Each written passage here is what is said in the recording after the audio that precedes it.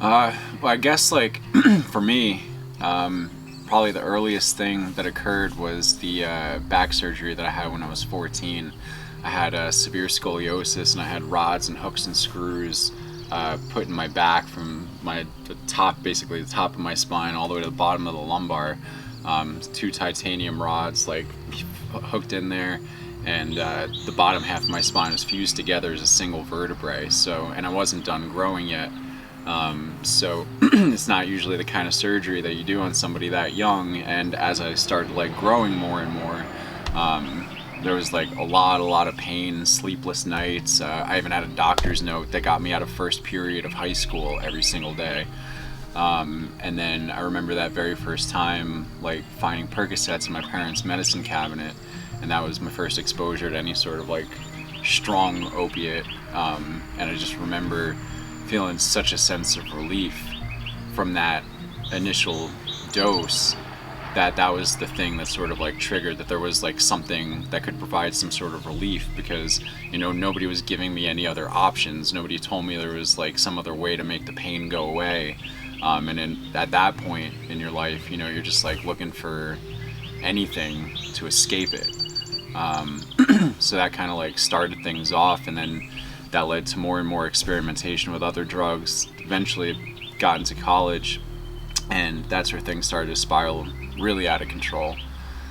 I got into a bad car accident when I was working at actually, funny enough, a alternative treatment facility for psychiatric patients.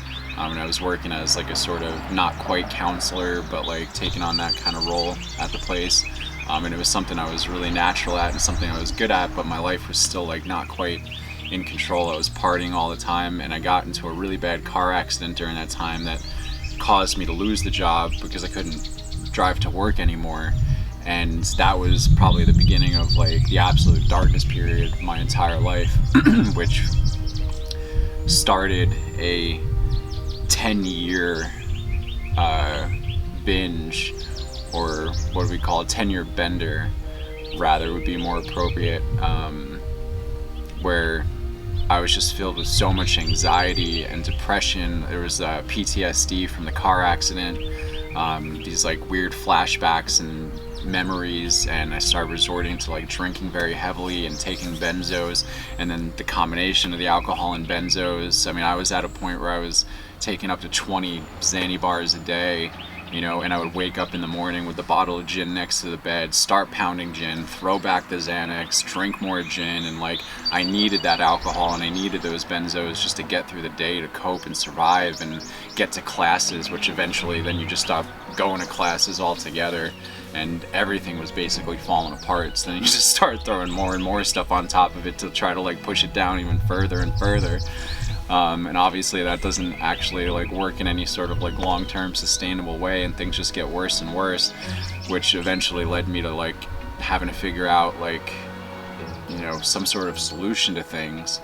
Eventually I moved down to Florida, started going to a new school. Thought removing myself from that environment was going to be the solution, like a lot of people do, like, oh, if I'm just like not here, or if I'm just not around this or around these memories and these triggers or whatever, then it can be better. But I quickly realized that wasn't the case, and I checked myself into rehab for the first time in 2011 or 2012. And there was a 3 or 4 year period where I was in and out of rehab 13 times, and it was through those experiences that I started getting a really interesting look into how the traditional treatment model works and functions. And there was something really strange about the whole thing, because every single place I went to, it was like, yeah, the staff was different, yeah, the people were different, but it was the same education over and over and over again.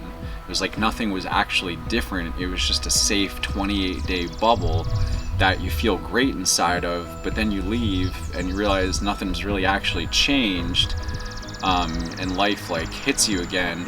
And so I did the AA thing for a long time, AA, NA, and I had like a couple like bouts, like the longest time was like a year of sobriety, but then after that first relapse, you just feel so guilty because you now at this point like identify with being an addict, and you start taking on that identity, right? And I feel like that was like the biggest issue with these treatment centers, and going over and over again and just further ingraining this idea that I was like powerless. So every single time that you relapse, all you can think is like about that powerlessness and how you are that addict, and this is like what I have to be for the rest of my life, and then there's not another option out there for you.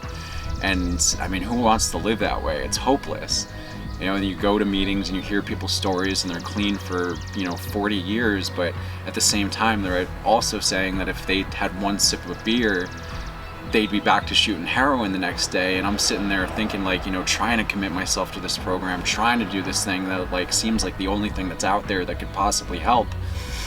But in the deep down, I always knew that like there had to be another way. Like there's no way this is like all there is for people in my situation, and all the other people I saw around me suffering and dying and going to jail and not being able to sort their stuff out.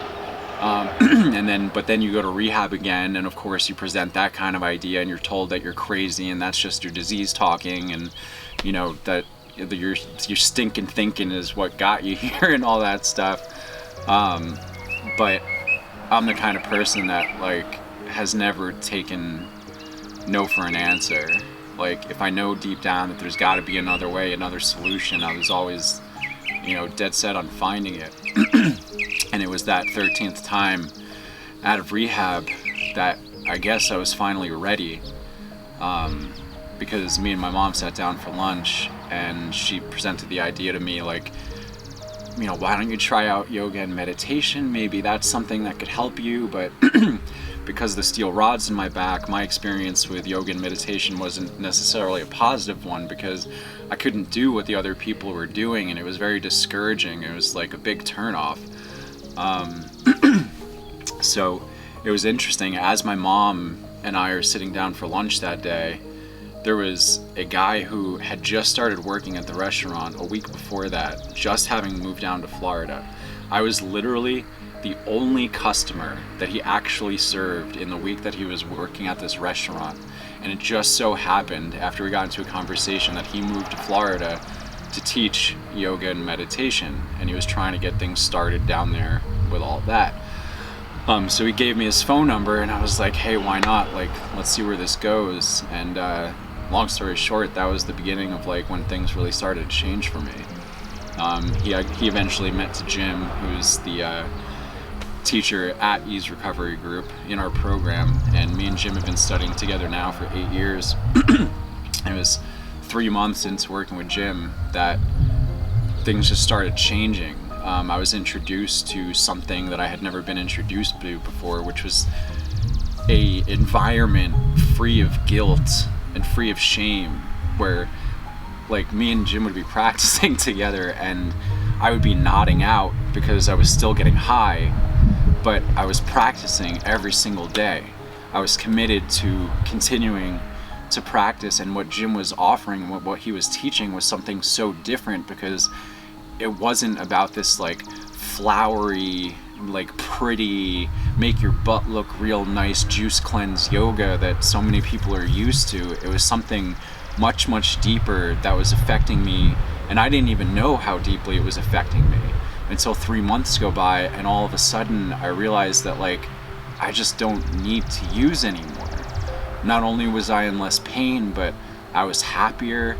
I felt connected to something, and I started putting the pieces together, and over time I realized like what the true nature of this addiction really is, and it really just comes down to having this hole inside of you. It was the one constant thing that you hear from every single addict and every single person in recovery, everybody in the rooms of AA. Everybody talks about this void, this hole that they've felt since they were a little kid. And I don't know what it is about us, but at this point I see it as more of a gift, because all of the suffering that we experienced, if you can make it through to the other side of that, results in a level of fulfillment that people that don't suffer in that way rarely get to experience. People go through their entire lives being the same person and suffering at various degrees and levels, but they don't hit any sort of rock bottom point that forces them to grow and transform.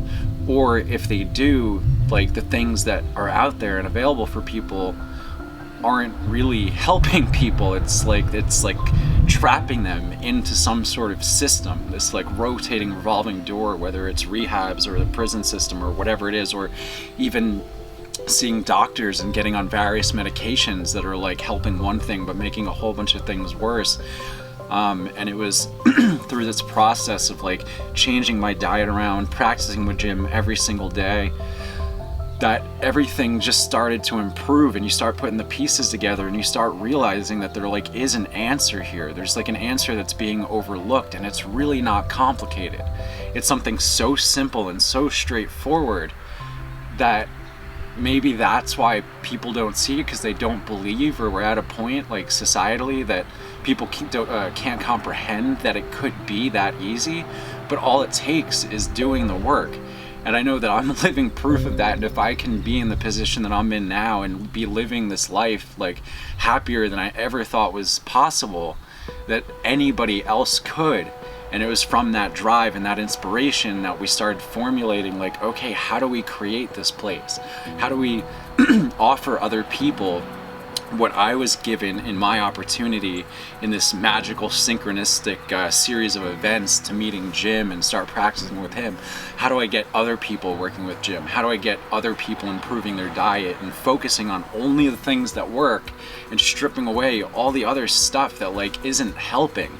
Going to these cookie cutter programs that are just repeating the same thing over and over and over again, sucking out hundreds of thousands of dollars from people's insurance. I mean, it's really awful the way things are set up right now. It's like a free-range slave system, right? This like idea that we're like independent people, but we're being put through the ringer and like just having all of our resources extracted from us. Something needed to exist that put people before the profits and took away everything that didn't work and just isolated it down to what does work, what creates a lasting inner transformation in an individual.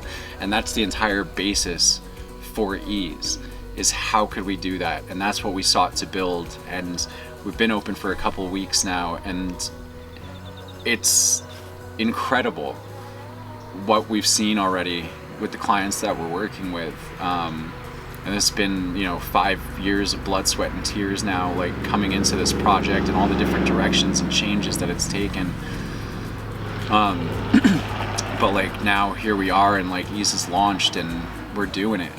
And it's something that really does work, because we've created something that is entirely focused around creating that lasting transformation in an individual, where you don't have to identify as being that addict anymore, right? It's not that like everything just suddenly magically gets better, but that there are ways to improve your life and get to a point where you don't have to be controlled by those things anymore.